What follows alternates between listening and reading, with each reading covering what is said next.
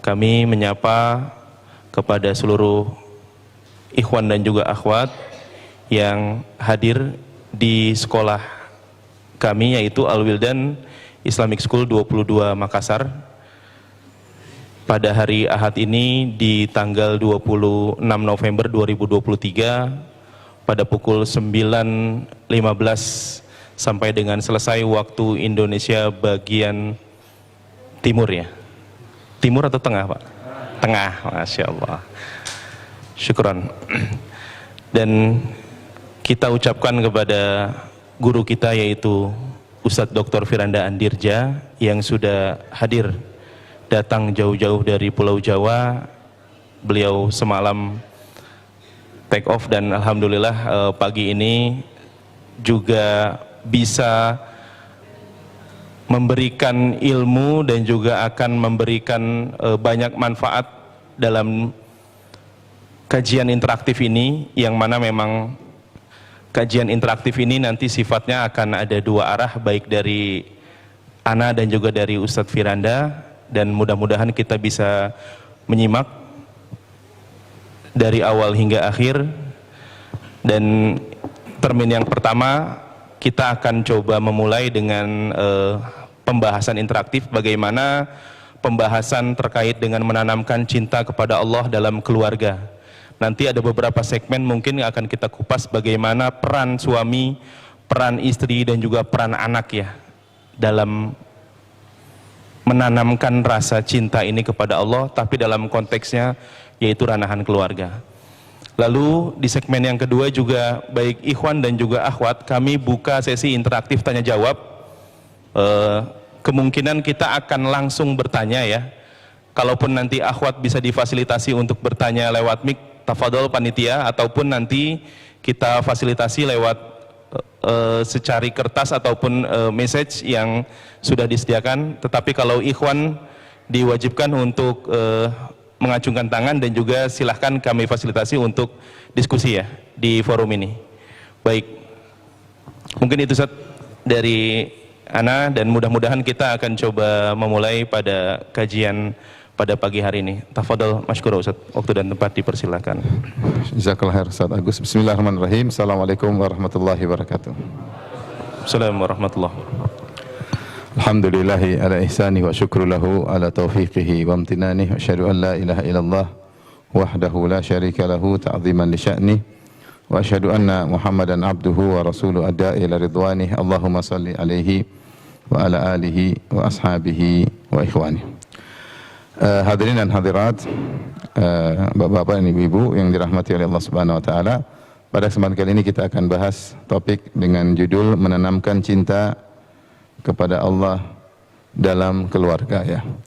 Ini topiknya luas, ya, karena terkait dengan bagaimana menanamkan rasa cinta kepada Allah Subhanahu wa taala kepada anggota keluarga. Dan kita tahu anggota keluarga itu ada intinya, ada bapak, ada ibu, dan ada anak-anak. Itu suami, istri, dan anak mereka, ya. Ini adalah salah satu cara agar satu keluarga rame-rame bisa masuk surga dan bisa terhalangi dari api neraka. Dan kepala keluarga, yaitu seorang ayah atau seorang suami, ya, dia tidak hanya memikirkan dirinya sendiri, tetapi dia diwajibkan untuk menyelamatkan dirinya dan menyelamatkan anak istrinya dari azab neraka jahanam. Sebagaimana Allah Subhanahu wa taala sebutkan dalam firman-Nya, ya ayyuhalladzina amanu qu anfusakum wa ahlikum nara. Wahai orang yang beriman, jagalah diri kalian dan juga keluarga kalian, itu istri kalian, dari azab neraka jahanam. Kemudian Allah jelaskan kenapa harus dijaga. Kata Allah, waquduhan nasu wal hijarah. Kenapa? Karena neraka itu sangat mengerikan. Bahan bakarnya adalah an-nar waquduhan nasu wal hijarah, yaitu manusia dan batu. Dari satu sisi neraka itu mengerikan karena bahan bakarnya mengerikan. Yang kedua, dari sisi alaiha malaikatun ghiladun syidad, bahwasanya neraka tersebut juga dijaga oleh malaikat yang ghilad syidad, yang kasar dan keras.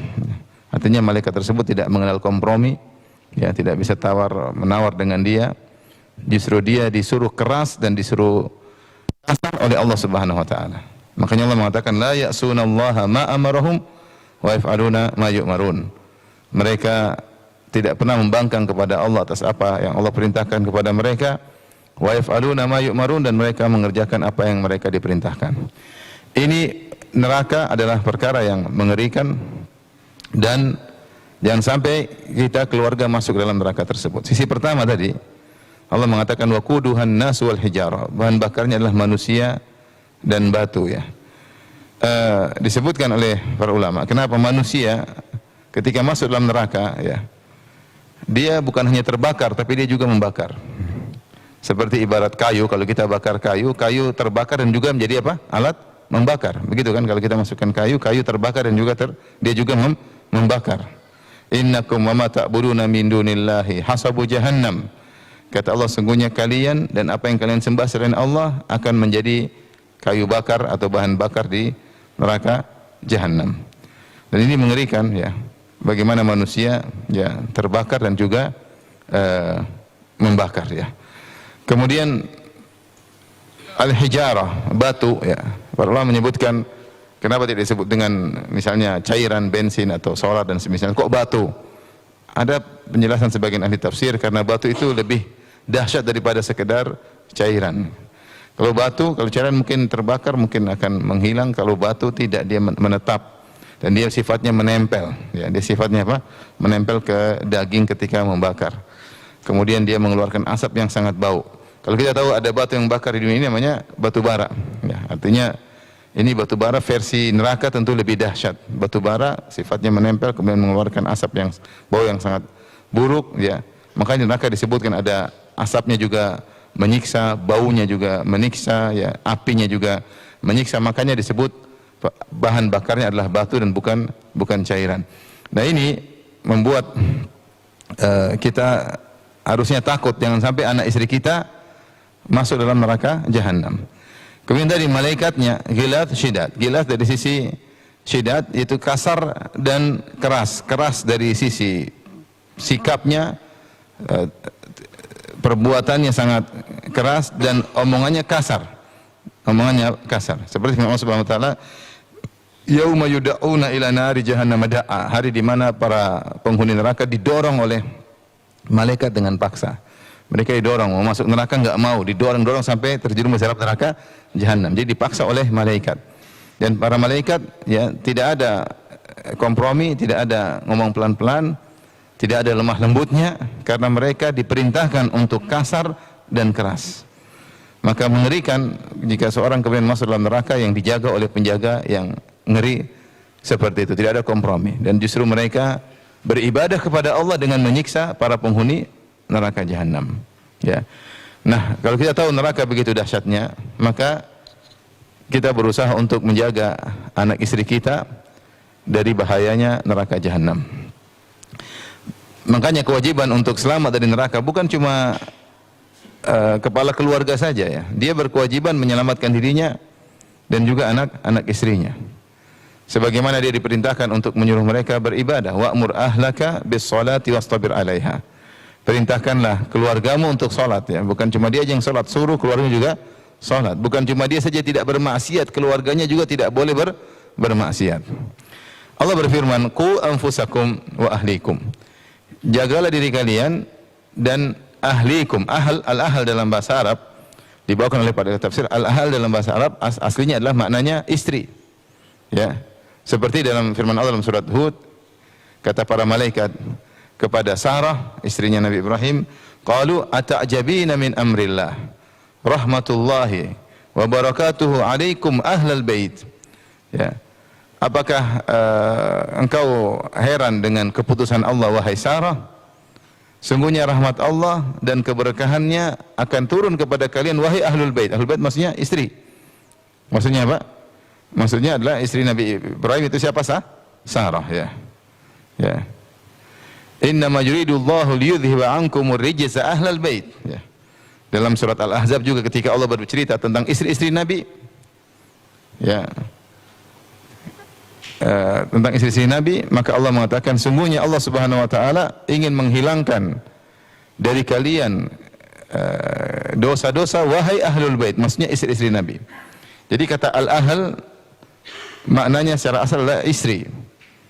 Makanya kalau kita di Arab Saudi juga, kalau kita ditanya bagaimana kaifa ahlukum, bagaimana keluarga, maksudnya apa namanya? Istri.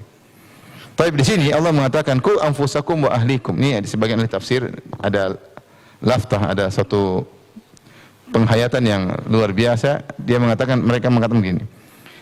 Ku anfusakum wa ahlikum nar. Kalau kita artikan secara letterlek, jagalah diri kalian wahai para suami, para laki, dan istri kalian dari api neraka. Baik, kenapa anak-anak tidak disebutkan?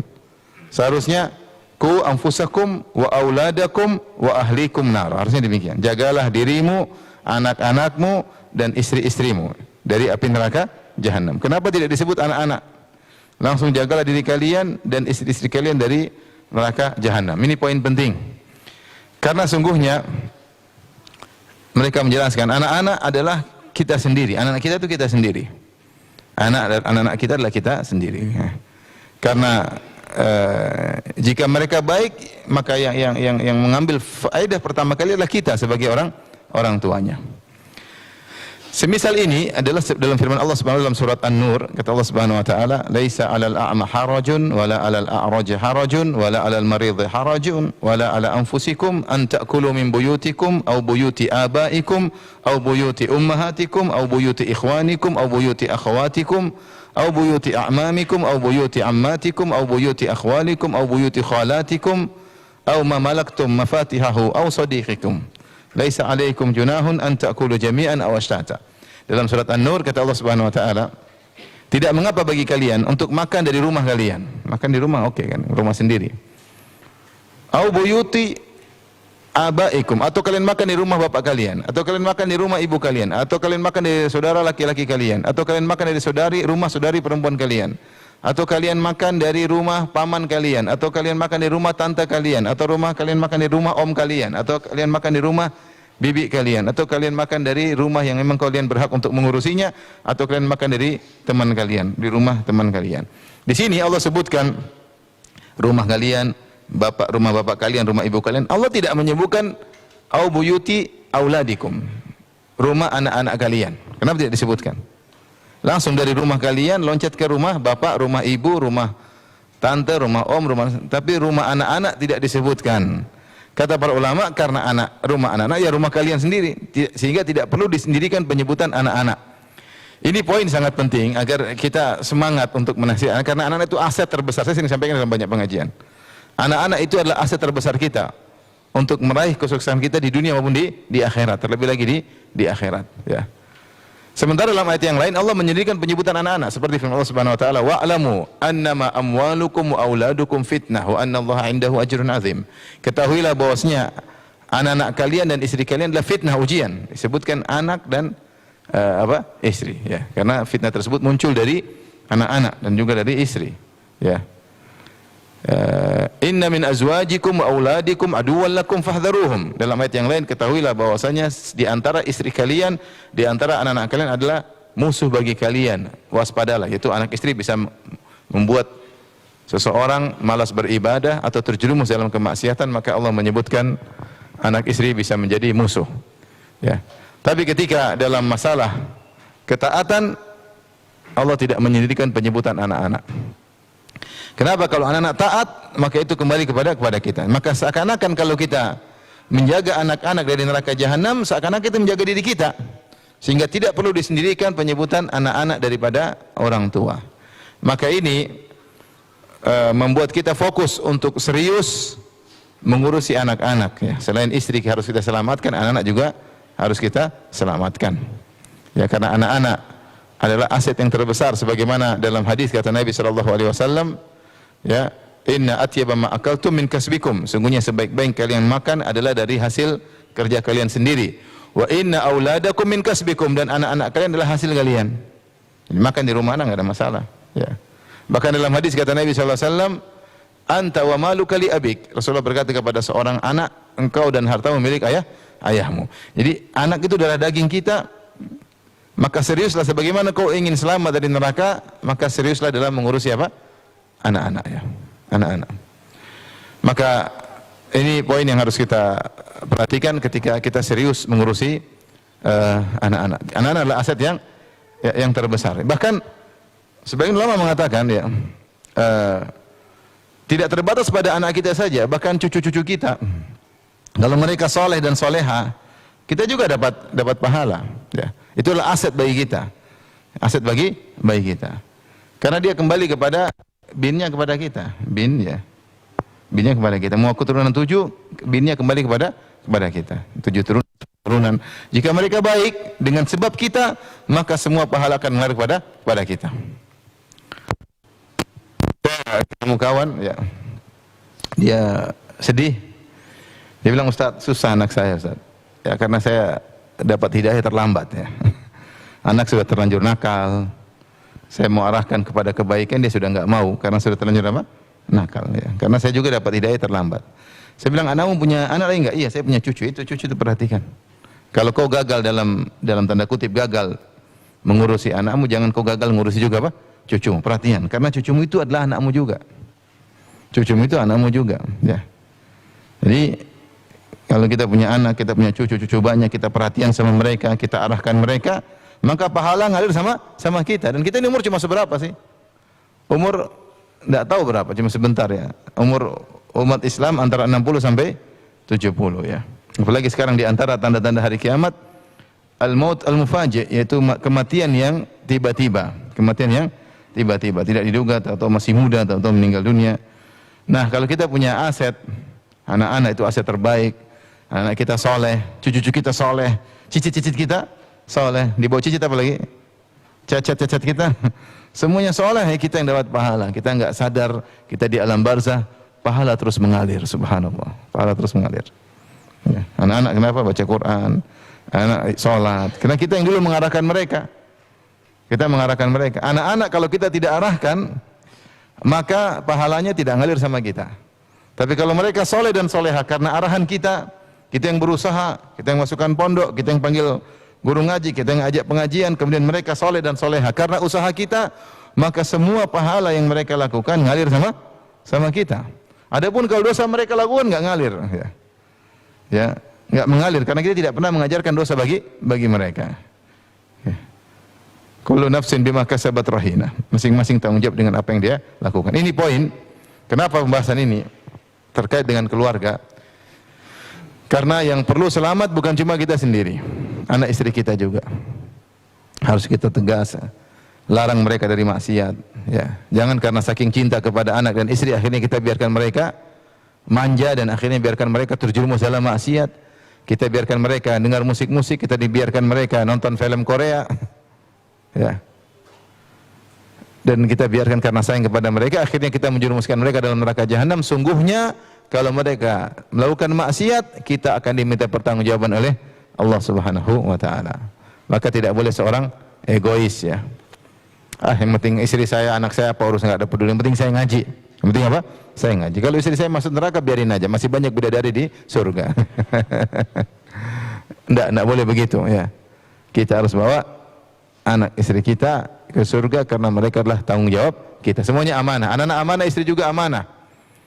Rasulullah SAW telah bersabda, ittaqullaha fin nisa, bertakwalah kepada Allah dalam bermuamalah dengan para istri. Fa innakum akhadhtumuhunna bi amanatillah.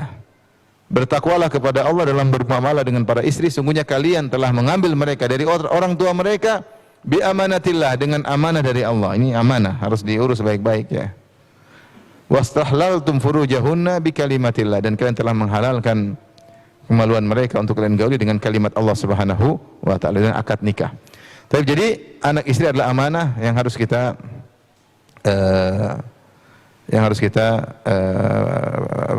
perhatikan untuk kita selamatkan.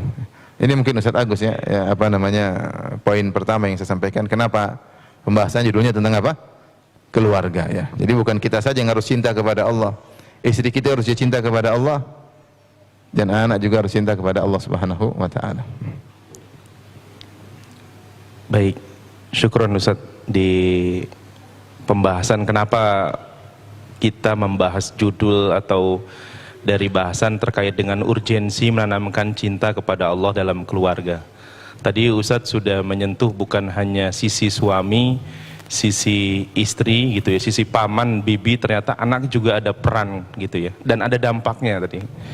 Bahkan tadi beliau juga menyebutkan ketika serius mengurusi anak-anak karena beliau itu aset terbesar kita gitu ya. Dan ada juga tadi peribahasa kalau istri ceritanya masuk neraka, kita tidak apa istilahnya, tidak ingin menolong ya. Maka dari sekarang gitu ya, dari sekarang ini adalah cinta kepada Allah dalam keluarga ini, konteksnya ini komprehensif ya. Kita menyentuh seluruh aspek, bukan hanya hubungan kita dengan suami dan istri, tetapi juga dengan anak-anak, juga kepada ibu, bapak, dan sebagainya. Baik, ini urgensi judul kajian pada pagi hari ini, Ustaz.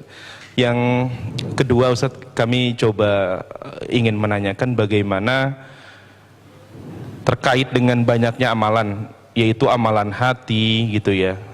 Amalan yang soleh kan banyak sebetulnya, Ustaz, gitu ya. Tapi kenapa kita lebih memilih untuk amalan mahabbatullah ini, Ustaz? Mungkin bisa dibantu dijelaskan, Ustaz. Ya, mencintai Allah Subhanahu Wa Taala adalah amalan yang sangat agung, ya. Termasuk mencintai Allah dan mencintai Rasulullah Sallallahu Alaihi Wasallam. Mencintai Rasulullah konsekuensi dari mencintai Allah Subhanahu Wa Taala. Tapi intinya kita kembali kepada perkara poin yang inti adalah mencintai Allah Subhanahu Wa Taala. Misalnya Rasulullah SAW bersabda, "Man ahabba lillah wa abghadha lillah wa a'ta lillah wa mana'a lillah faqad istakmala al-iman." Siapa yang mencintai karena Allah dan siapa yang membenci karena Allah, siapa yang memberi karena Allah dan mencegah tidak memberi karena Allah, maka telah sempurna imannya. Telah sempurna apa? Imannya. Ini menunjukkan orang yang cinta kepada Allah dengan cinta yang benar, maka imannya telah sempurna. Demikian juga misalnya dalam hadis kata Nabi sallallahu alaihi wasallam, "Awthaqu ural iman al-hubbu lillah wal bughdhu al-hubbu fillah wal bughdhu fillah." Bahwasanya sekuat-kuat tali keimanan adalah mencintai karena Allah dan membenci karena Allah Subhanahu wa taala, ya. Dan oleh karenanya kita dapati sebagaimana perkataan Ibnu Taimiyah rahimahullahu taala ketika menjelaskan tentang sifat mahabbatullah, seorang hamba mencintai Allah Subhanahu wa taala, maka beliau mengatakan al-mahabbah hiya allati tuharrik. Bahwasanya mahabbah, cinta kepada Allah, itulah yang menggerakkan seorang untuk semangat beribadah, menggerakkan seorang untuk meninggalkan maksiat. Tidaklah orang malas beribadah kecuali karena cintanya kepada Allah kurang, sehingga dia tidak termotivasi untuk beribadah. Itu kita bisa mengukur diri kita sendiri. Kenapa kita tidak semangat beribadah? Karena rasa cinta kepada Allah kurang. Dan sebaliknya, tidaklah seorang terjerumus dalam maksiat kecuali dia kurang cinta kepada Allah, sehingga dia mendahulukan cinta kepada syahwatnya, kepada dunianya, daripada cinta kepada Allah Subhanahu wa taala. Ini gambaran sederhana bagaimana bahwasanya cinta kepada Allah perkara yang sangat urgent. Seorang sulit merasakan keikhlasan kalau dia tidak cinta kepada Allah Subhanahu wa taala. Tapi kalau dia cinta sama Allah, maka dia mudah untuk ikhlas. Semua karena Allah Subhanahu wa taala. Allah lihat saya, Allah perhatian saya enggak peduli dengan orang, yang penting Allah Subhanahu wa taala suka dengan perbuatanku, selesai. Ketika dia fokus, dia cinta sama Allah, dia mudah untuk meraih apa? Keikhlasan. Dia tidak peduli dengan perkataan netizen. Karena yang bagi dia bagaimana komentar Allah kepada dirinya, bukan komentar netizen terhadap dirinya. Dan orang yang seperti ini, pusat perhatiannya bagaimana agar Allah ridha kepadanya, karena dia cinta kepada Allah Subhanahu wa taala. Sehingga orang yang cinta kepada Allah mudah untuk ikhlas dalam segala kegiatannya. Demikian juga orang yang cinta kepada Allah Subhanahu wa taala, maka dia mudah khusyuk untuk beribadah. Mudah khusyuk untuk beribadah karena dia beribadah dengan semangat. Dia merasakan kelezatan ketika berkhulwat dengan Allah Subhanahu wa taala. Dia merasa kelezatan ketika salat malam, dia merasa kelezatan ketika baca Al-Qur'an, sehingga dia lebih khusyuk. Dia lebih khusyuk. Makanya ibadat al-qalbiyah, ibadah hati itu dibangun atas 3, yaitu al-mahabbah, kemudian ar-raja dan al-khauf. Ar-raja dan al-khauf itu cinta kepada Allah, berharap dan takut. Kita ini kalau beribadah kepada Allah karena berharap dan takut masih mudah kita lakukan. Artinya biasa. Kita ibadah karena ingin dapat surga, ibadah karena takut masuk neraka. Poin yang penting yang perlu kita tambahkan adalah karena cinta kepada Allah, cinta kepada Allah. Maka kalau kita lihat bagaimana Nabi sallallahu alaihi wasallam ya, dalam banyak hadis berusaha ya, menjelaskan tentang sifat-sifat Allah Subhanahu wa taala agar kita bisa cinta kepada Allah Subhanahu wa taala. Agar kita bisa cinta kepada Allah Subhanahu wa taala. Karena ini poin penting. Inilah yang menjadikan ibadah itu lezat. Itu yang menjadikan ibadah nikmat, ya. Ya, itu apa namanya? Merasakan ta'mal iman, merasakan manisnya iman, ya. Merasakan manisnya iman ketika kita cinta kepada Allah Subhanahu wa taala. Maka contoh seperti ketika Nabi sallallahu alaihi wasallam melihat ada suatu kondisi seperti hadis yang masyhur ketika ada seorang wanita di tengah tawanan-tawanan, dia kehilangan anaknya. Ibu ini tawanan, kemudian dia kehilangan anaknya karena perang. Entah anaknya di mana, dia di mana. Maka dia cari-cari anaknya. Dia cari dengan penuh ketakutan, dengan penuh kekhawatiran. Kemudian akhirnya dapati anaknya tersebut, lantas dia pun memeluk anaknya dan dia susui anaknya tersebut. Ini kira-kira adalah gambaran kasih sayang yang paling tertinggi dalam kehidupan dunia, bahwasanya kasih sayang yang terbaik adalah seorang ibu kepada anaknya. Mengalahkan kasih sayang manapun. Mengalahkan kasih sayang ayah kepada anak, anak kepada orang tua, kakak terhadap adik, adik terhadap kakak, suami terhadap istri, istri terhadap suami. Semuanya ada kasih sayang, tapi masih kalah. Kasih sayang paling besar adalah kasih sayang seorang ibu terhadap apa? Anak. Enggak ada yang, karena anak itu pernah dalam perutnya, anak itu menyusui darinya, anak itu darah dagingnya. Semuanya ibu bagaimana perhatian terhadap anaknya. Maka kecintaan paling besar di alam semesta adalah ibu terhadap anaknya. Terlebih lagi ibu tersebut baru kehilangan anaknya. Dia baru kehilangan anaknya, jadi anaknya enggak ada. Dengan penuh kekhawatiran, akhirnya dia temukan, kemudian dia segera menyusui anaknya. Inilah cinta paling besar dalam ibu kepada anak dalam kondisi seperti ini. Mungkin saya sering sampaikan juga kisah tentang seorang lelaki yang selamat ketika ada kapal di Mesir yang tenggelam. Dia cerita ketika kapal akan mulai tenggelam, dia melihat seorang ibu dalam kondisi orang ketakutan, orang teriak-teriak. Ibu tersebut tetap menyusui anaknya sebelum tenggelam barang-barang. Ya, dalam kondisi terdesak tersebut dia tetap menyusui apa? Anaknya. Artinya demikian ibu kepada anaknya, luar biasa. Kita aja lihat ibu kita lagi ngantuk-ngantuk tetap menyusui adik kita misalnya atau istri kita. Bagaimana perhatian terhadap anak kita, ya. Nah, maka Rasulullah berkata kepada para sahabat yang hadir, "Atarawna anna hadhihi al-mar'ata?" Ya, apa kalian melihat, ya, ibu ini akan melemparkan anaknya finnar, anaknya akan lemparkan di api? Kata para sahabat, tentu tidak ya Rasulullah. Bagaimana seorang ibu yang sangat sayang kepada anaknya kemudian dilemparkan di api neraka? Tentu dia akan sayang kepada anaknya. Maka Rasulullah SAW mengatakan, "Lallahu arham bi ibadihi min hadhihi bi waladiha." Sungguhnya Allah lebih sayang kepada hamba-hambanya daripada ibu ini terhadap anaknya. Ini Rasulullah SAW ingin jelaskan agar kita cinta kepada Allah Subhanahu wa taala. Ya, Allah lebih sayang kepada kita daripada ibu kita kepada kita, ya. Oleh karenanya ada penjelasan dari sebagian ulama sederhana, ya. Kenapa ibu kita sangat sayang kepada kita? Karena kita pernah dalam perutnya. Kita pernah makan dari darahnya, ya, dari dalam plasenta, dalam rahimnya kita makan. Kemudian dia yang menyusui kita, ya. Dia keluar dari tubuh, ya, kita keluar dari tubuh ibu kita sementara ibu kita bertarung dengan kematian, ya. Bahkan sebagian orang tua mungkin lebih baik dia mati, yang penting anaknya selamat. Kenapa? Dia sangat sayang kepada anaknya karena anak itu dalam perutnya, pernah hidup dalam perutnya. Logika sederhana, Allah lebih sayang kepada kita karena Allah yang menciptakan kita. Ibu hanya sekedar tempat untuk kita bernaung di situ. Tapi sebenarnya yang menciptakan kita, yang meniupkan ruh kepada kita, yang membentuk tubuh kita, yang menyusun kita adalah Allah Subhanahu wa taala. Dialah Al-Musawwir, yang membentuk kita. Ya. Fi ayyi suratin ma syaa rakkabak. Allah membentuk kita dalam bentuk yang Allah kehendaki. Kita ini hasil create Allah Subhanahu wa taala. Dialah kreator kita. Gampangannya, kalau antum yang bikin sesuatu, antum menciptakan suatu misal mobil atau antum sayang sama hasil ciptaan antum atau tidak? Sayang. Antum yang buat. Antum perhatian.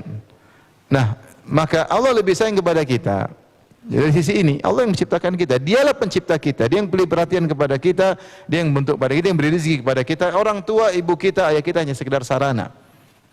Maka kalau kita yakin akan hal ini, maka kita bisa sangat mudah husnudzan kepada Allah, bahwasanya Allah sangat sayang kepada kita. Di situ timbul rasa cinta kita kepada Tuhan. Bahwasanya Tuhan Allah ini sangat sayang kepada kita.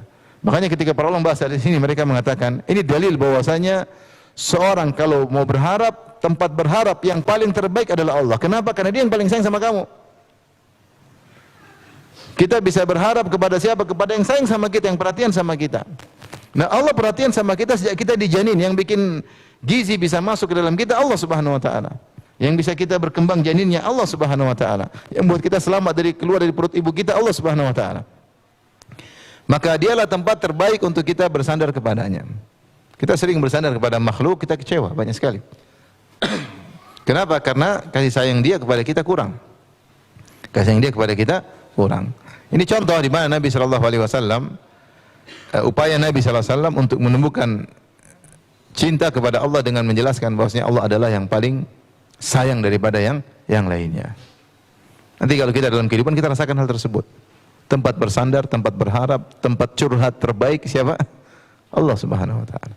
Tempat yang memberikan solusi Allah Subhanahu. Manusia kita berharap kita sering kecewa. Dia perhatian kita pada suatu saat, terkadang dia tidak perhatian sama kita. Perhatian dia terbatas kepada kita. Kalau dia perhatian pun kemampuan dia terbatas. Ya. Betapa banyak orang kecewa dengan kawannya misalnya, dia berharap ekspektasi terlalu tinggi kepada kawan, ternyata kawannya tinggalkan dia. Kenapa? Dia sayang kawannya kepada dia terbatas. Mungkin kalaupun kawannya sangat sayang, kemampuannya pun apa? Terbatas. Seorang istri ekspektasi terlalu tinggi terhadap suaminya, ternyata suaminya mau belikan emas 20 gram, ternyata cuma 1,5 gram. Kemampuan dia terbatas. Kalaupun dia sangat cinta kepada istrinya, kemampuan dia juga terbatas. Atau kemampuannya banyak tapi cintanya terbatas ya. Oleh karenanya ini di antara hal contoh membuat kita menjadi cinta kepada Allah Subhanahu wa taala. Contoh lagi misalnya Nabi sallallahu alaihi wasallam ketika menjelaskan tentang bagaimana Allah sangat mudah menerima taubat. Hadis yang masyhur juga yang sering antum dengar ya. Kata Nabi sallallahu alaihi wasallam, "Lallahu ashaddu farahan bi taubati 'abdihi hina yatubu ilaihi min ahadikum kana bi ardi falatin." Ya. Ala rahilatihi. Kata Nabi sallallahu alaihi wasallam, sungguh Allah Subhanahu wa taala lebih gembira dengan tobatnya seorang hamba kepada Allah ketika bertobat kepada Allah daripada gembiranya seorang yang sedang berada di tengah padang pasir dengan ontanya fan falatat minhu, tahu-tahu ontanya kabur darinya, wa alaiha ta'amu wa syarabuhu, sementara ontanya tersebut membawa bekal makan dan minumnya. Kemudian akhirnya dia pun putus asa, fataja ala zilli tahta zilli syajarah, kemudian dia pun berbaring di bawah sebuah pohon, dia menunggu kematiannya. Qad ayisa min rahilatihi, dia bilang ontanya tidak bakalan balik, bekalnya sama ontanya, minumnya sama ontanya, maka dia tinggal tunggu di bawah pohon menanti kematian datang secara bertahap. Mulai dia haus, mulai dia lapar, keringat bercucuran, dan dia yakin dia bakalan mati. Qad ayisa, dia sudah putus asa dari ontanya. Fa bainama huwa kadzalik, ketika dia sedang dalam kondisi putus asa menanti kematian datang secara tadrijian, bertahap, idh huwa biha qa'imah, tiba-tiba ontanya datang lagi. Fa akhadha bi khitamiha, maka dia pun segera mengambil tali kekang onta tersebut, wa 'alaiha ta'amuha syarabu, ternyata bekalnya masih ada. Bekalnya masih ada. Mungkin ontanya kabur berapa jam, dia sudah pikir mau mati, atau datang lagi ontanya, datang lagi ke tempat dia, bekalnya masih ada, segera dia pegang tali kekang ontanya biar tidak ucul lagi, tidak kabur lagi. Saking gembiranya dia berkata, Allahumma anta abdi wa ana rabbuk. Ya Allah, sungguh engkaulah hambaku dan aku sungguh Tuhanmu ya Allah. Kata Nabi SAW, akhta'a min syiddatil farah, dia salah ngomong karena saking gembiranya. Allah bilang, Allah lebih gembira daripada dia kalau ada hambanya yang bertobat kepada Allah. Dan siapa di antara kita tidak melakukan maksiat? Kita kalau melakukan kesalahan sama orang, kita berdebar luar biasa, takut, malunya luar biasa, tidak mau ketemu salah sama dia, takut digampar sama dia, takut dipermalukan oleh dia, takut luar biasa. Terus kita bingung bagaimana kita mau atur kata-kata untuk minta maaf sama dia. Susah. Kalau kita sudah atur kata-kata, kita sudah nangis-nangis, belum tentu dia maafkan, belum tentu. Bahkan terhadap orang yang sangat sayang kepada kita. Betapa banyak anak-anak salah sama ibunya, dan ibu yang paling sayang sama dia, minta maaf ibunya nggak maafin. Ada atau tidak? Ada. Dia minta maaf sama ibunya, dia tidak maafin karena saking parah kesalahan dia. Ibu bilang, jangan kau anggap aku ibumu. Ya, saking marah kepada anaknya. Padahal itu makhluk sosok yang paling sayang sama dia, terkadang sudah habis toleransinya, dia pun tidak bisa maafkan anaknya karena kesalahan sangat besar. Allah Subhanahu wa taala kalau kita melakukan kesalahan, kita minta maaf sangat mudah. Kalaupun kita tidak bisa mengungkapkan kata-kata, udah diam aja nangis, Allah sudah ngerti. Allah sudah ngerti. Lihatlah kasus pembunuh 100 nyawa. Dia sudah membunuh 100 nyawa. Dek, lihat bawa dek. Nah, oke. Ketika dia sudah membunuh 100 nyawa, kemudian dia ingin bertobat. Dia belum sholat, dia baru ingin bertobat. Dalam hatinya, dia belum mengungkapkan dalam hatinya, aku bertobat kepada Allah. Dia belum mengungkapkan isi hatinya, tapi dia ingin bertobat. Kemudian dia berjalan menuju negeri orang-orang soleh, kemudian dia meninggal di tengah jalan, Allah pun ampuni dia. Jadi ini subhanallah memberi kita cinta kepada Allah. Tuhan kita ini begitu baik, luar biasa. Kita maksiat, dia masih kasih kita harta. Kita maksiat, dia masih nutupi aib-aib kita, tidak dia bongkar. Terkadang pun ketika Tuhan kita menegur kita dikasih musibah agar kita sadar.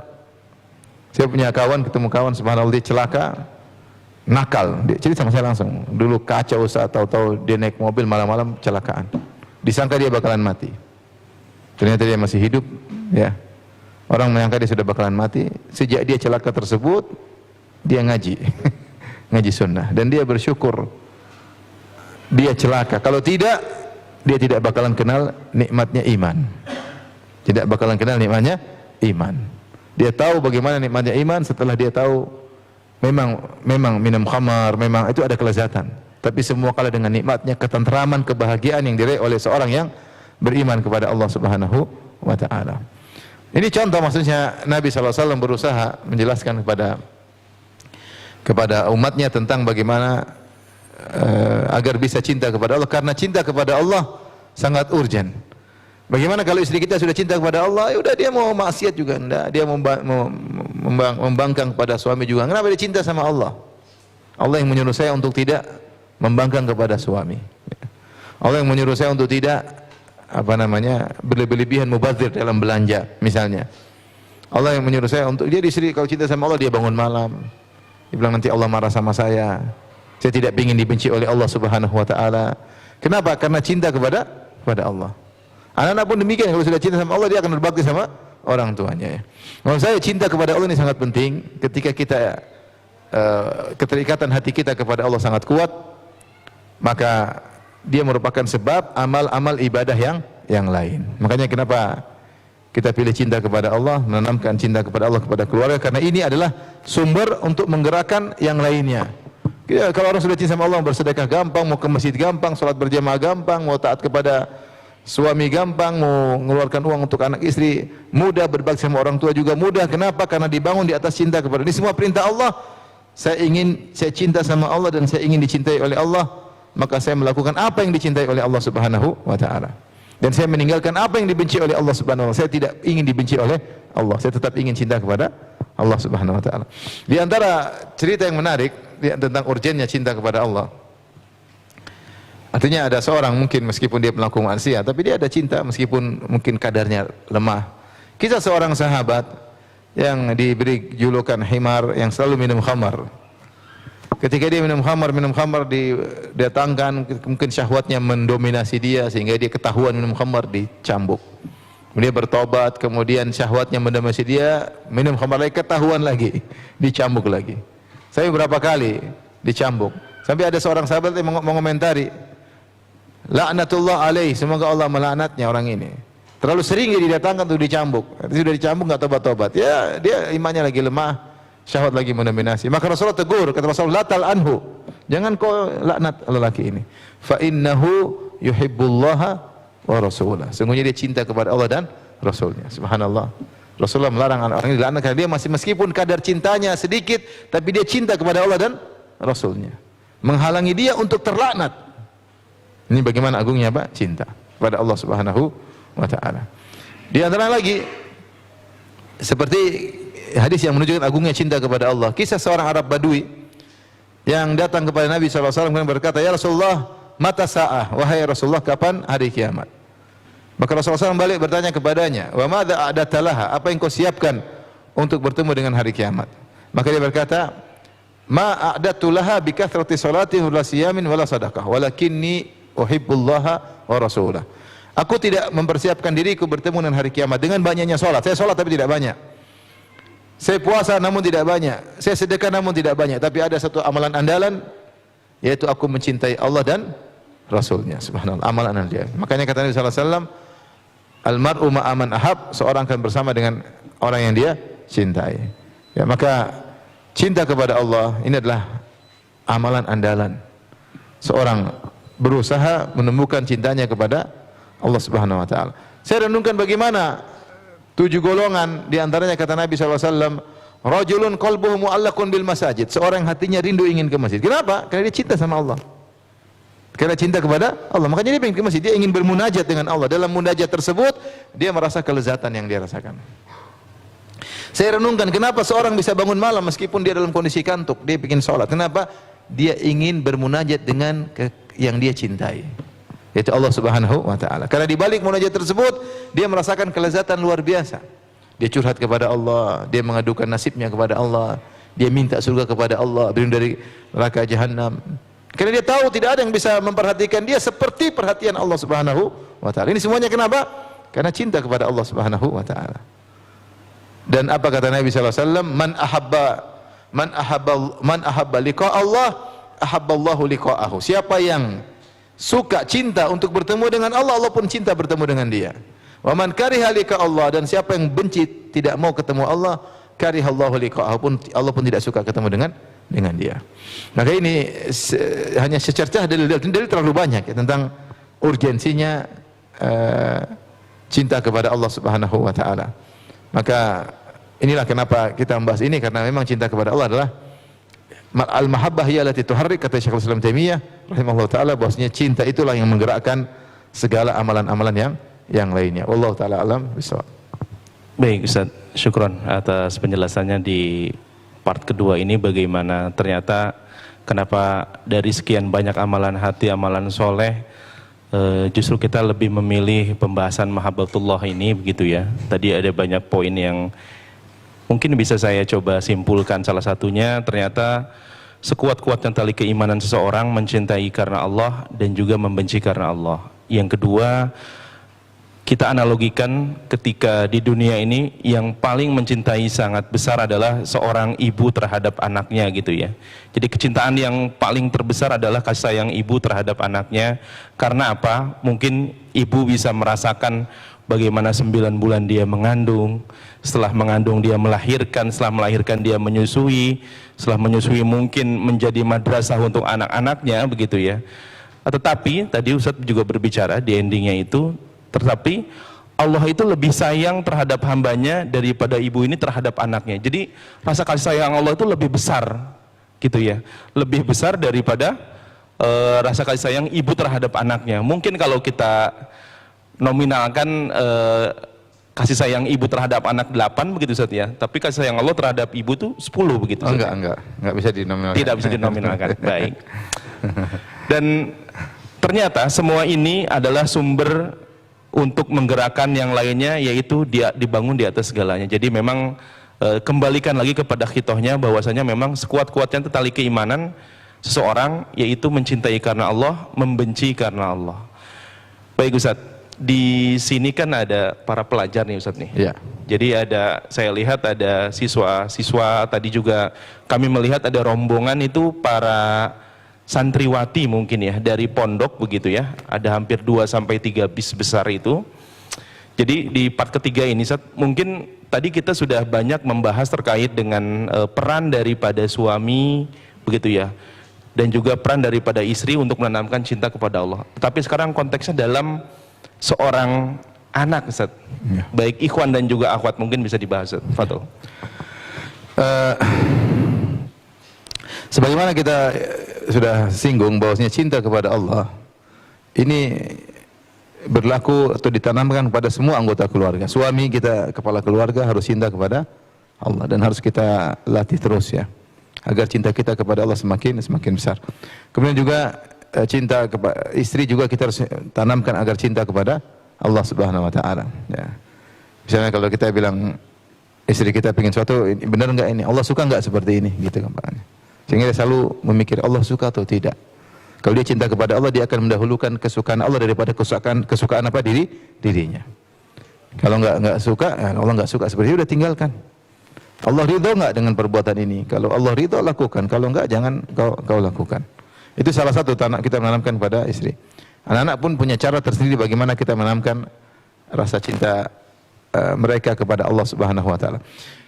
Secara umum, ikhwan dan akhwat yang dirahmati Allah Subhanahu wa taala, mungkin bahasan kita sekarang tentang bagaimana menanamkan cinta kepada Allah Subhanahu wa taala. Setelah kita sebutkan tadi upaya Nabi sallallahu alaihi wasallam untuk menjelaskan sifat-sifat Allah agar kita cinta kepada Allah Subhanahu wa taala.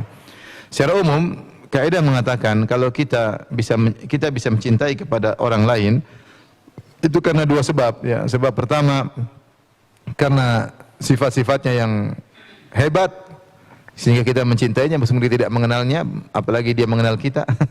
Kita tidak mengenal dia, dia pun tidak mengenal, tapi kalau dia punya sifat-sifat yang hebat, kita cinta sama dia. Dan ini baik pada perkara yang baik, perkara yang buruk. Semua ada sifat yang kita kagumi, kita membuat cinta kepada pemilik sifat tersebut. Ya. Contoh, kita sebagian orang mencintai olahragawan tertentu karena kehebatannya dalam berolahraga, kehebatannya dalam sesuatu, maka cinta sama dia. Kenapa? Karena terpukau dengan sifat-sifatnya yang mulia. Ini yang pertama, kenapa kita cinta kepada orang lain. Yang kedua, kenapa kita cinta kepada orang lain? Karena orang itu punya jasa sama kita. Semakin besar jasanya kepada kita, semakin kita cinta kepadanya. Semakin kita cinta kepadanya. Sebagaimana Rasulullah SAW bersabda, tahadu tahabu, saling menghadiahkanlah maka kalian akan saling mencintai. Ketika ada yang kasih hadiah sama kita, maka kita semakin cinta kepada dia. Ya, pemberian ya.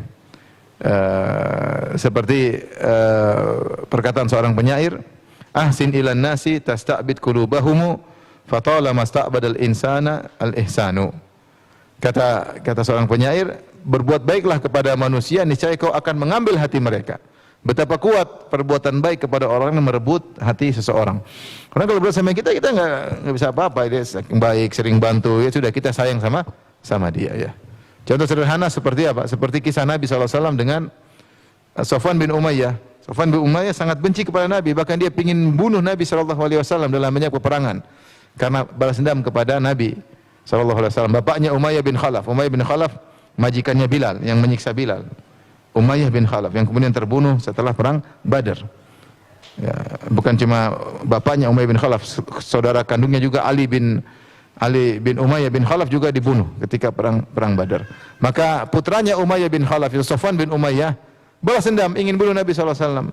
Maka dalam perang Uhud dia ikut, perang Khandaq dia ikut, dia ingin bunuh Nabi SAW.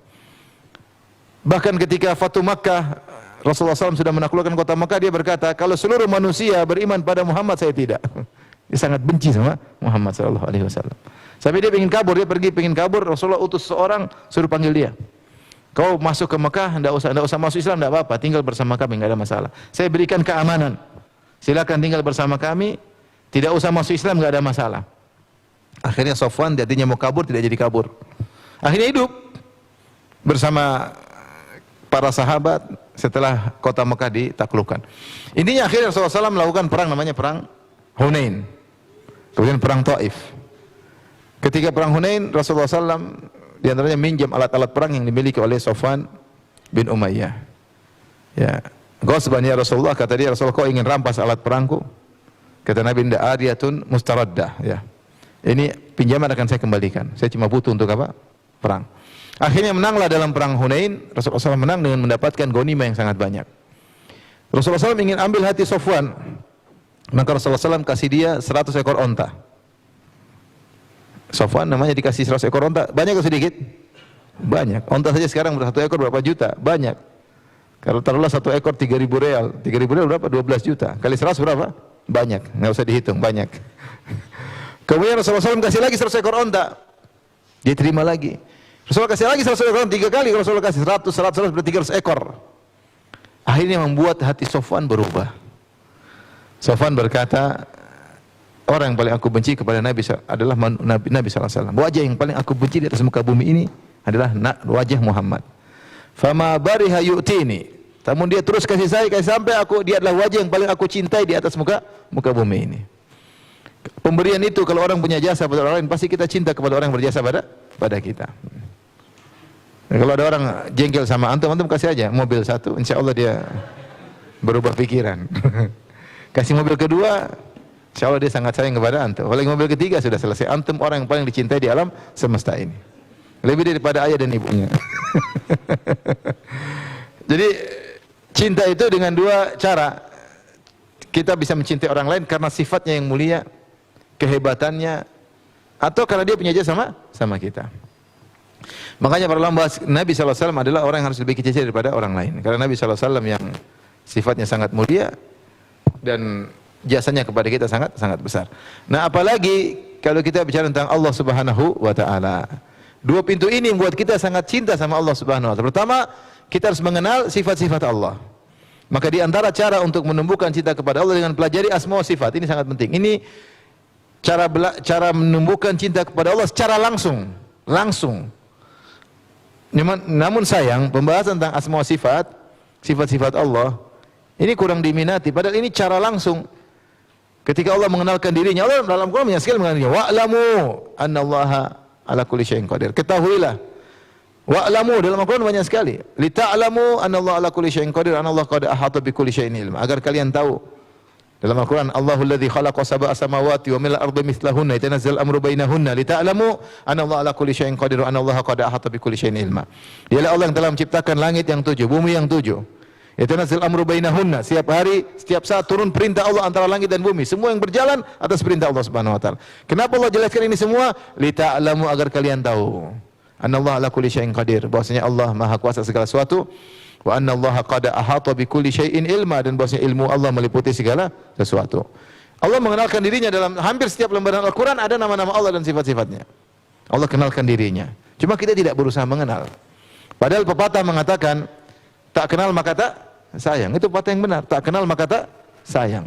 Semakin kita mengenal sifat-sifat Allah. Wallahul khaliqul bari'ul musawwir. Apa itu khaliq? Apa itu bari? Apa itu musawwir? Pelajari. Demi Allah, tambah cinta kepada Allah dengan cepat. Ya. Alimul ghaibi wasyahada, huwar rahmanur rahim. Wallahu la ilaha illahu. Ya, kita ayat sebutkan dalam akhir surat Al-Hasyr nama-nama Allah. Al-Muhaimin, ya, Al-Mu'min. Apa maknanya? Kita pelajari. 99 nama Allah, pelajari.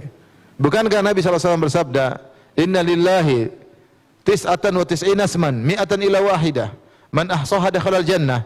Sungguhnya Allah memiliki 99 nama, 99 nama, 100 kurang 1.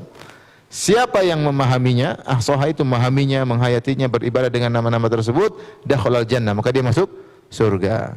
Maka nama-nama Allah itu bukan cuma kita hafal, tapi kita hayati. Apa itu Razzaq, ya. Allah Maha Pemberi rezeki, kita luar biasa, ya. Saya sering renungkan kalau turun dari pesawat, saya lihat misalnya kota Jakarta aja turun, luar biasa, penduduk padat seperti itu. Semuanya makan, subhanallah. Siapa yang nanggung rezeki mereka?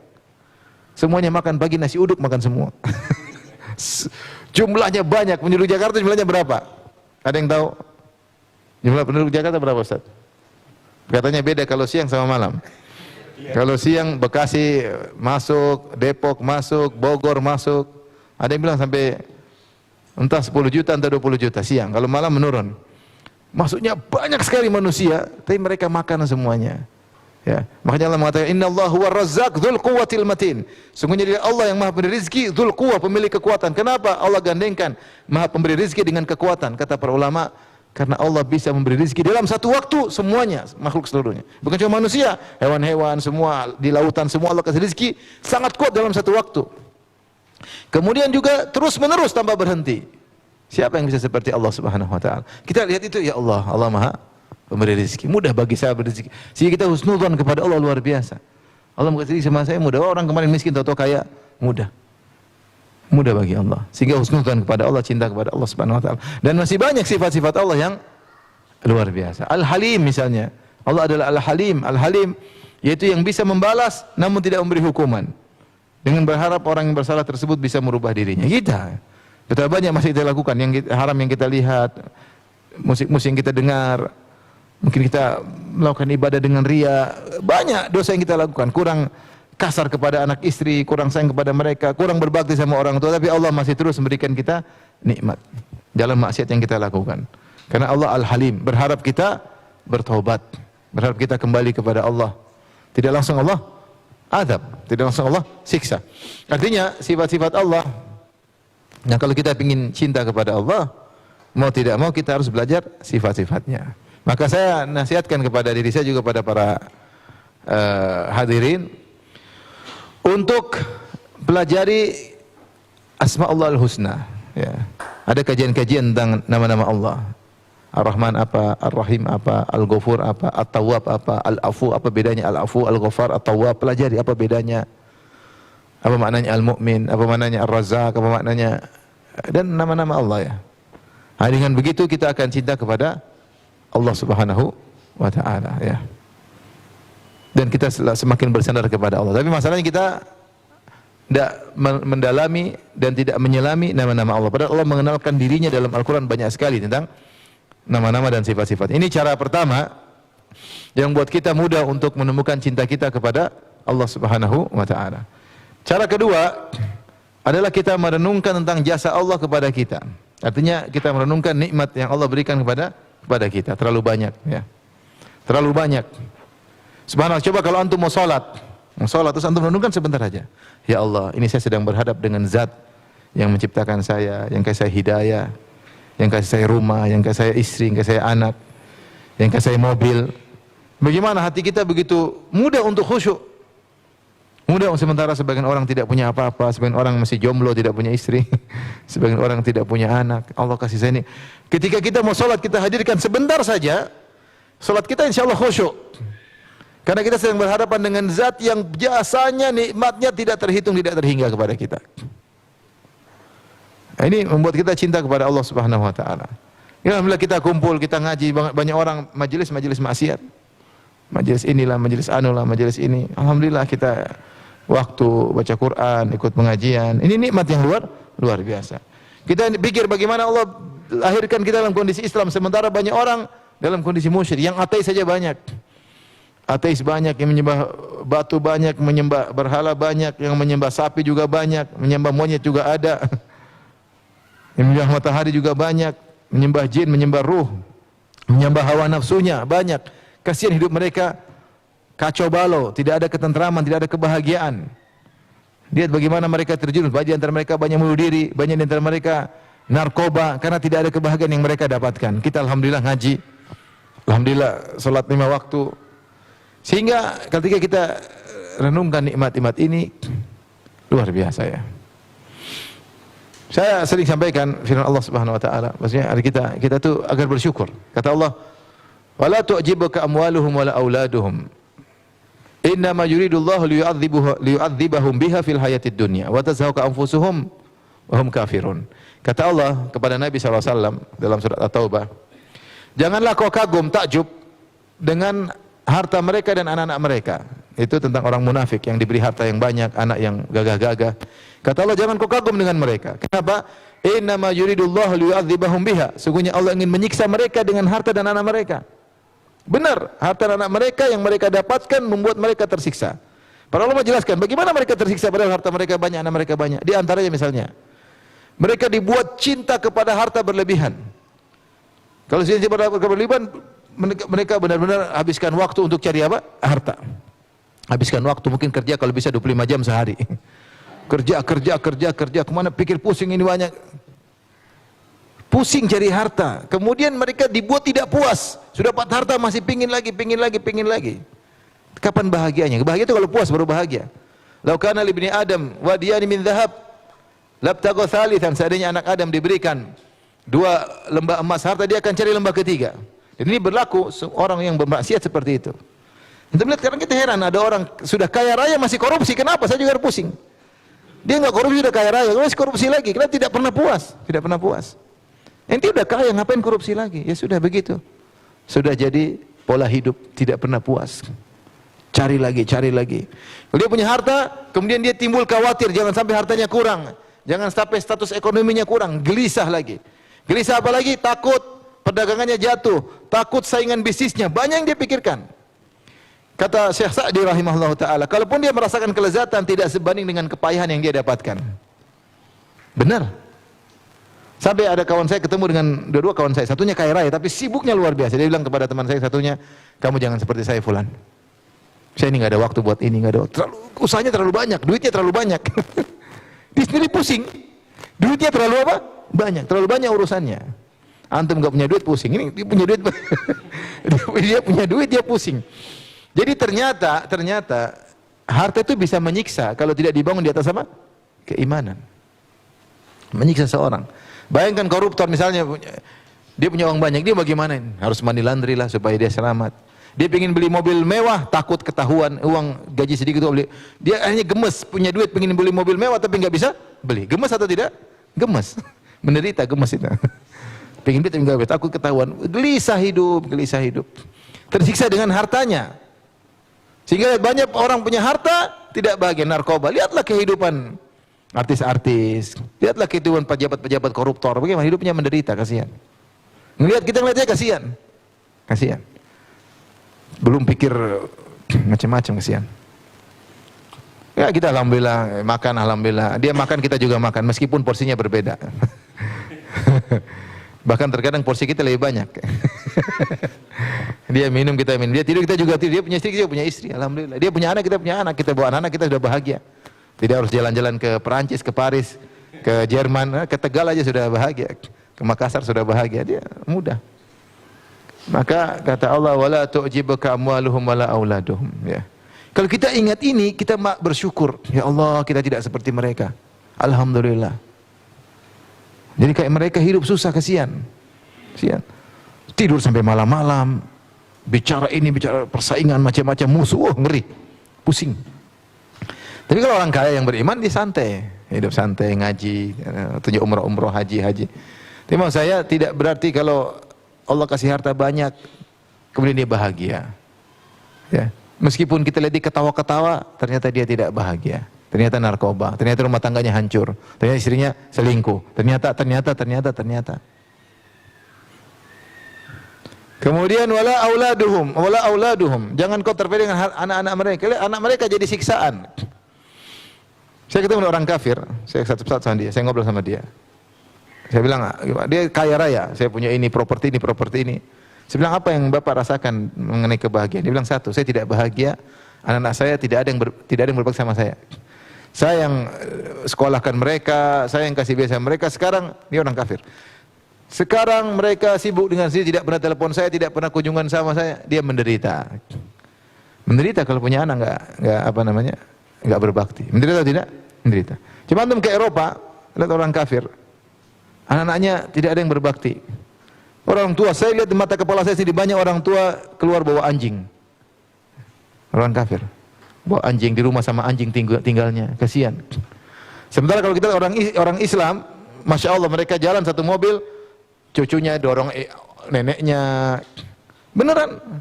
Cucunya dorong neneknya, sayang nenek, rebutan, melayani orang tuanya. Rebutan ya. Sementara yang satunya orang tuanya anaknya nggak ada. Jalan-jalan kemana bawa apa? Anjing. Saking di antara mereka saking sayang sama anjing, ada yang ketika meninggal mewariskan hartanya untuk anjingnya, bukan untuk anaknya. Nah, begitu ya. Saya punya kawan ada, saya kenal, subhanallah. Bukannya contoh, kenapa ini?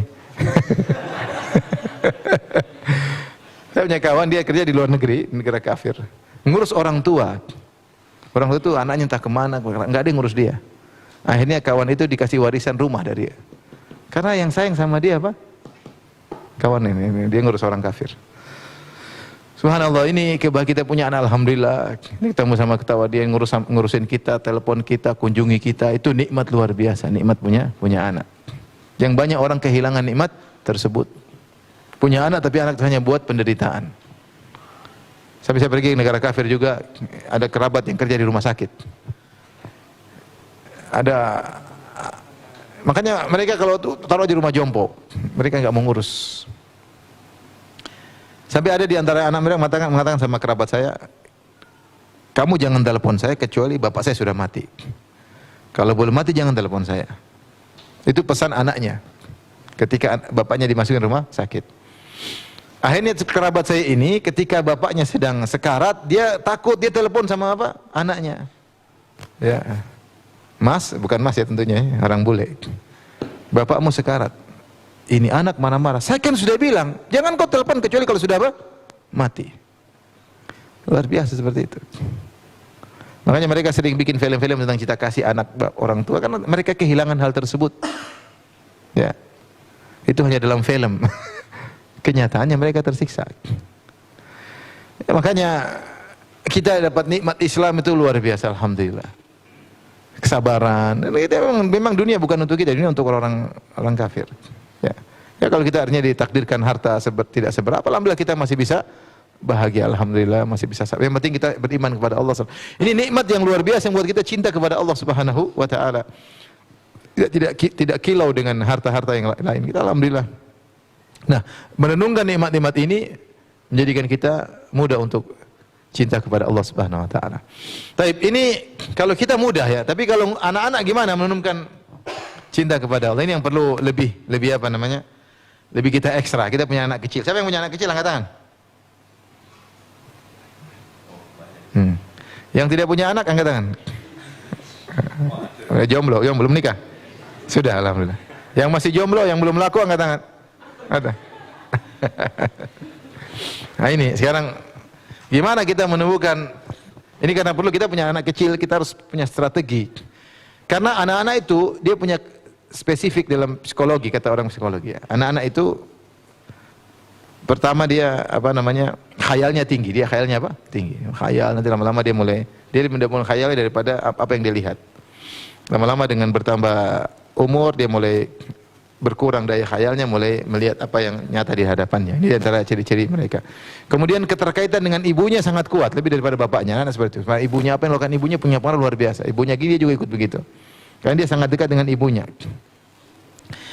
Kemudian anak-anak itu lebih kedua daripada teori. Apa yang dia lihat itu yang dia lebih ikuti.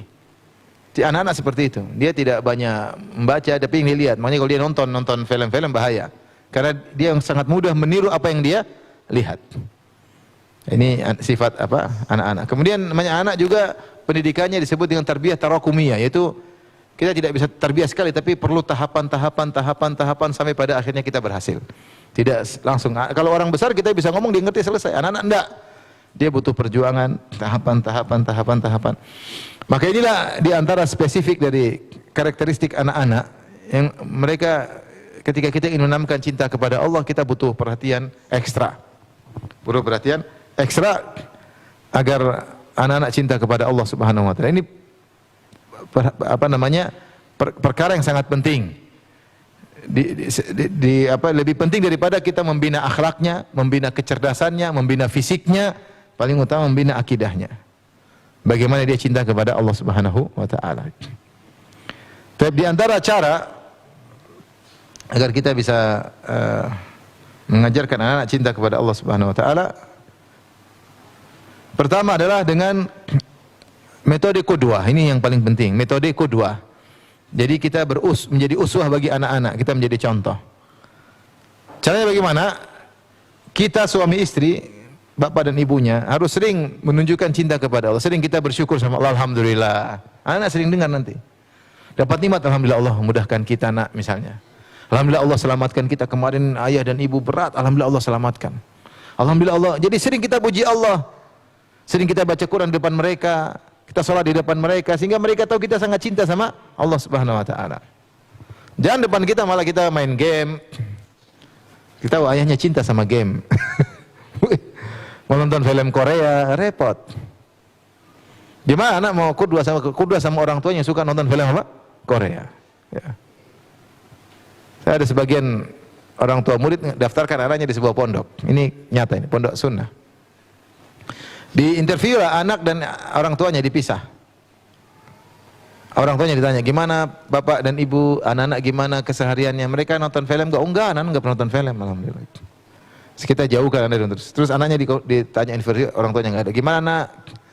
Enggak pernah nonton film. Oh, kemarin sama bapak nonton bioskop. Enggak nonton. Lihat ibu, mama nonton drama Korea, repot. Gimana kita mengkuduahkan yang buruk kepada anak-anak? Kalau kita ingin menanamkan cinta kasih kepada Allah, kita jadikan kita ini contoh. Kita sholat malam, mereka mungkin terjaga lihat. Kita sholat agak keras sedikit, mereka terbangun insya Allah. Mereka terlihat, bapak lagi sholat malam. Jadi kita puji Allah, alhamdulillah. Alhamdulillah ada hikmahnya. Musibah pun alhamdulillah ini Allah sayang sama kita. Pasti ada yang Allah selamatkan dari kita. Musibah yang lebih besar. Jadi sering kita puji Allah, memuji Allah. Sehingga ini adalah cara yang paling mudah membuat anak cinta sama Allah. Karena melihat bapak ibunya cinta sama Allah. Gimana anak tidak terpengaruh? Ibunya suka baca Quran. Dia terpengaruh. Ibunya lagi diam, kemudian bersenandung Al-Quran, luar biasa. Anak punya. Tapi lagi diam-diam, ibunya nyanyi macam-macam. Lagi diam-diam, ibunya ternyata lagi dengar musik. Lagi diam, ternyata ibunya lagi nonton film. Repot anak-anak. Terus kita bilang kamu harus cinta sama Allah, ya susah. Anak bangun malam-malam, bapaknya bangun, bapak saya bangun, ternyata gol. Kirain apa? Kirain salat malam, ternyata apa? Gol. Terus bilang anak kamu harus hafal Quran. Bapak saja jam 2 malam gol bilang, gimana? Jadi kedua ini sangat penting. Kita sering muji Allah, sering menyebut nikmat Allah, maka ini apa namanya? Kedua. Cara menanamkan cinta kepada anak, umur SD, SMP, masih kita tanamkan seperti itu. Sehingga mereka insya Allah cinta kepada Allah Subhanahu wa ta'ala. Di antaranya, agar kita bisa juga menanamkan cinta kepada Allah, kita sebut kisah-kisah. Kisah-kisah orang yang dicintai oleh Allah Subhanahu wa ta'ala. Misalnya kita kisah Nabi Yusuf alaihissalam, sederhana kita tahu ceritanya. Lihat Nabi Yusuf dicintai Allah, diuji, akhirnya berhasil. Allah punya cara. Jangan pernah suudzon sama Allah. Lihatlah Nabi Yusuf. Dan Nabi Muhammad SAW diusir akhirnya menaklukkan Jazirah Arab misalnya. Ya, kisah-kisah banyak. Kisah Ummu Salamah misalnya. Akhirnya bertemu dengan Abu Salamah. Akhirnya menikah dengan Nabi SAW. Banyak kisah-kisah menarik. Bisa juga pengalaman hidup kita atau kisah-kisah orang soleh dan solehin. Agar anak cinta sama Allah Subhanahu wa ta'ala. Ini penting karena pengaruh kisah luar biasa. Makanya di antara metode Al-Quran adalah kisah, cerita. Cerita kehidupan kita dulu, bapak dan ibu begini, dulu waktu kamu belum ada, Abi sama Umi kurus kerempeng ya. Terus alhamdulillah Allah kasih kenikmatan ya. Sekarang lagi diet alhamdulillah. Maksudnya banyak hal. Dulu Abi sama Umi tidak punya apa-apa ya. Dulu Abi sama Umi pinjam motor sama orang, kadang-kadang bensinnya diisi, kadang-kadang tidak diisi. Sekarang alhamdulillah orang pinjam mobil dari Abi. Misalnya nikmat-nikmat itu semua, alhamdulillah. Dulu kamu kayak apa, dulu kamu ini, ya kita cerita ya. Sehingga anak-anak, masya Allah ya, Allah sayang sama kita. Ternyata semua itu ada keberhasilan, ada prosesnya. Dia akan terfikirkan, sehingga dia kokoh ketika menghadapi permasalahan. Kemudian juga misalnya, selain memberikan kisah kepada anak-anak, misalnya kita suruh dia terkait dengan Allah. Ada masalah kamu berdoa ya. Abi juga berdoa, kamu juga berdoa. Enggak bisa Abi berdoa sini, kamu harus berdoa juga. Tanamkan. Kamu nanti bangun malam berdoa sama Allah. Misalnya, ujian doain sama Allah. Ya, Abi doa, kamu juga berdoa. Kamu yang serius, Abi doain insya Allah. Kamu berhasil, insya Allah berhasil. Tanamkan kepercayaan diri mereka kepada Allah Subhanahu wa ta'ala. Ya. Ada musibah, kita bilang sabar. Ini takdir. Pasti ada maslahat di balik. Kamu tenang aja. Pasti ada kebaikan di baliknya. Sehingga ini selalu terkait dengan Allah Subhanahu wa ta'ala. Ajarkan, kalau lagi suruh angkat tangan, suruh berdoa. Berdoa anak, berdoa. Doain Abi sama Umi. Ketika dia sering terkait dengan Allah, dia akan cinta kepada Allah. Apalagi dia berdoa ada solusi. Dia berdoa ada solusi. Sering seperti itu, maka dia akan semakin cinta kepada Allah Subhanahu wa ta'ala. Saya pernah ketemu, subhanallah, anak seorang ustadz terkenal. Saya kalau sebut antum semua kenal. Dia bilang sama saya, mungkin dia kurang interaksi sama orang tuanya, padahal ustadz. Dia nggak bersama saya. Kebetulan dia main sama anak saya juga. Dia bilang, Ustadz, saya kenapa benci sama Allah? Ngeri sekali saya dengar. Ini anak ustadz benci sama Allah. Dia cerita karena begini-begini. Artinya penting kudwah ya. Penting kita ceritakan, penting kita dekat, kita telepon, kamu ada bahasa. Bagaimana seorang kemudian saya benci sama Tuhannya. Ini kenyataan, maksudnya luar biasa ya. Ini saya kaget ketika mendengar hal tersebut. Oleh karena anak ini jangan disepelekan, kita harus punya waktu untuk menanamkan cinta kepada Allah SWT. Kalau ada rezeki, alhamdulillah Allah kasih kita rezeki, alhamdulillah Abi dapat untung banyak tahun ini ya. Alhamdulillah ini bagi-bagi, kita makan-makan, kita apa kayak jalan-jalan, kayak umroh, kayak semua nikmat yang kita dapat kita berikan kepada Allah Subhanahu wa taala. Contoh lagi menumbuhkan rasa cinta kalau mereka berhasil.